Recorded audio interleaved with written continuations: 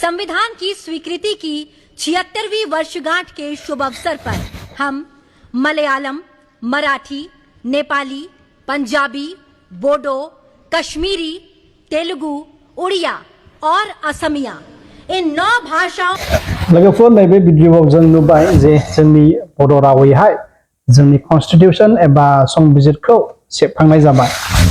दा बे रादाबा जोंनि थाखाय गोग्गाथाव, ओमफ्राय जोङो बयबो हारि हिसाबै जों गावजों गाव हामबाय होलायनांगौ। ओमफ्राय बे दिनावहाय बेनि थाखाय जोङो गोसोखांनांगौ जाय बिथांमोना बेखौहाय बिसिम सफैनो थाखाय बेखौहाय मोनसे थि खालामनानै दोननो हादों। बेनो जाहैबाय 8 शेड्यूल कन्स्टिटिउशननि 8 शेड्यूलाव जोंनि रावखौ सोनो हानाय। दा जोङो जेब्लायबो जाय बिथांमोना दैदेनदों, जाय बिथांनि दैदेननायावहाय गिदिर गिदिर मोनफुंनो हादों, बे बिथांमोनखौ जोङो जेब्लायबो गोसोखांनांगौ। पलिटिकल बेनिफिटनि थाखाय जोङो एखनब्ला मा खालामो, जेब्ला मानसिया पलिटिकल बेनिफिट सानो अब्ला मानसिया मा खालामो, बे दैदेनगिरिफोरनि मुंखौहाय लाया, खेंस्लायैल' खोथा बाहायो। नाथाय जाय मानसिया नट पलिटिकली इनक्लाइन, ओमफ्राय जेब्लायबो मोजांखौल' हास्थायो, बियो जेब्लायबो जाय बिथांखौ हामबाय होनांगौ बियो होथारगोन आरो। बिनि थाखायनो दिनै जोङो गासैबो हारिखौ जों गावजों गाव हामबाय होनायजों लोगोसे जाय बिथांमोना 2003 आवहाय बिटिसि एकर्ड खालामदों, BLT, बिथांमोनखौ जों हामबाय होनांगौ। ओमफ्राय बिनि दैदेनगिरि हाग्रामा महिलारि सार, बिथांमोनखौबो जोङो हामबाय होनांगौ। दा 8 शेड्यूलाव हाबनाय लोगो लोगो मोनसे रावा मा बेनिफिट्स मोनो।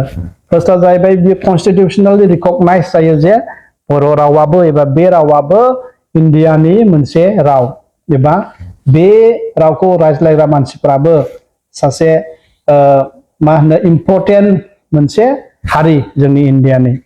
ओमफ्राय बेजों लोगोसे बियो मा मोनो, बियो कन्स्टिटिउशनेलि रिकगनाइज जाबाय नालाय, बियो जोंनि स्टेट एसेम्बलिज एबा पार्लियामेन्टआवबो मोनसे राव हिसाबै बाहायनो हानाय जायो। बिनि इन्टारप्रिटार एबा ट्रान्सलेशन सुबिदाखौ होनाय जायो, जेरै जोङो पार्लियामेन्टआव दा नुनो मोनसै। बेजों लोगोसे जोङो जोंनि स्कुलफोराव, कलेजफोराव बे रावैहाय फरायनो थाखाय जोङो सुबिदा मोनो। ओमफ्राय टेक्सट बुक प्रिपेरेसन, लेखा बिजाब सेबखांनाय, ओमफ्रायहाय रिसार्च, बे लेंगुवेजनि सायाव रिसार्च खालामनाय, डकुमेन्टेसन मोजाङै खालामनानै दोननाय, बिनि थाखाय जोङो स्टेटनिफ्राय सापर्ट मोनो, सेन्ट्रेलनिफ्रायबो सापर्ट मोनो। ओमफ्राय बे रावखौ फोजौनो, बांसिन मोजांसिन खालामनो, बिनि कालचारखौबो जोङो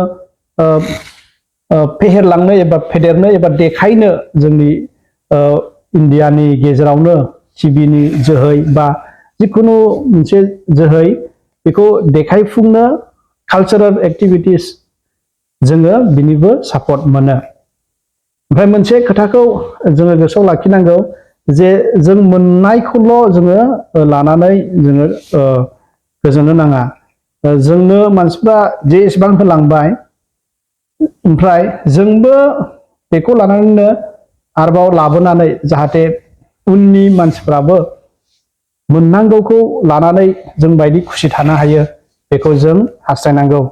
मोनसेया जाहैबाय कम्पिटिटिभ एग्जाम, स्टेट ओमफ्राय सेन्ट्रेल, बेयावहाय जोंनि बर' रावैहाय मोनसे अपसन थानांगौ। बे मोनसे कन्स्टिटिउसनेल ग्यारान्टिथ' होनजाला, नाथाय बे मोनसे प्रभिजनखा जे 8 शेड्यूलाव हाबबाय बलेथे, बे मोनसे इलेक्टिभ हिसाबै, अपसन हिसाबै बियो थानांगौ। नाथाय मस्ट प्रबाबलि दिनैसिम बर' रावा बेबायदि सुबिदा होजायाखै। जोङो एबसुखौबो बिनि थाखाय नांनाय नुबाय, आरो गोबां दल संगठनाबो बिनि थाखाय नांदों निस्सय। नाथाय दिनैसिम जोङो बेफोरखौहाय खालामनो हायाखै। जोङो बेखौहाय थाबैनो खालामना लानांगौ। ओमफ्राय मोनसेया जाहैबाय जोङो बड' मिडियामखौ माबोरै दैदेनलांनो बर' रावैहाय। दाथ' क्लास 6 निफ्राय जोङो इंलिसावबो लेखा दिहुननायखौ नुनो मोनबाय गभर्नमेन्ट स्कुलफोराव।